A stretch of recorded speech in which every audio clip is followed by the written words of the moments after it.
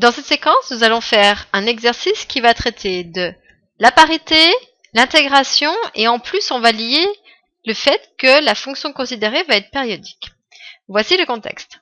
F est une fonction impaire qui va être périodique de période de pi, définie par f de t égale 1/2 sur 0 pi, et on aimerait calculer l'intégrale entre a et a plus de pi de f de t cosinus nt dt.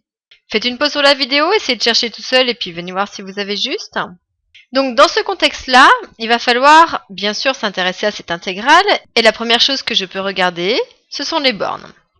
Donc lorsque j'observe, entre a et a plus de pi, il y a 2pi, c'est-à-dire la période. Donc je vais intégrer sur une période.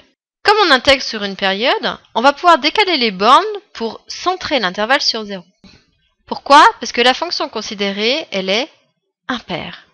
Et on sait que une fonction, si elle est impaire avec un intervalle centré sur 0, je vais pouvoir réduire l'intervalle suivant en fait la parité de la fonction qui va être intégrée. Comme la fonction elle est 2pi périodique, il faut qu'en fait la différence entre les deux bornes soit d'une longueur de 2pi.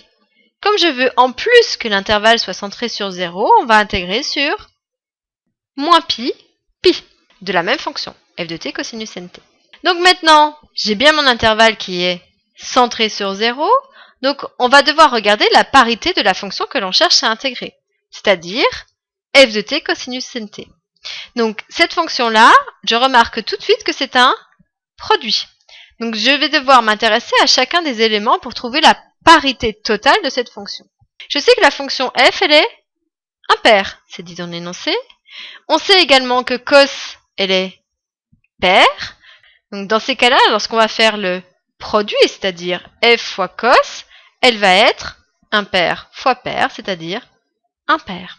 J'intègre une fonction impaire sur un intervalle centré sur 0. Cette intégrale vaudra 0. D'où l'intérêt encore est de bien modifier les bornes et toujours de s'intéresser à la parité. Sachez quand même que si un jour la fonction n'est pas impaire, ni impaire, et bien dans ces cas-là, il va falloir que vous calculiez complètement et totalement l'intégrale.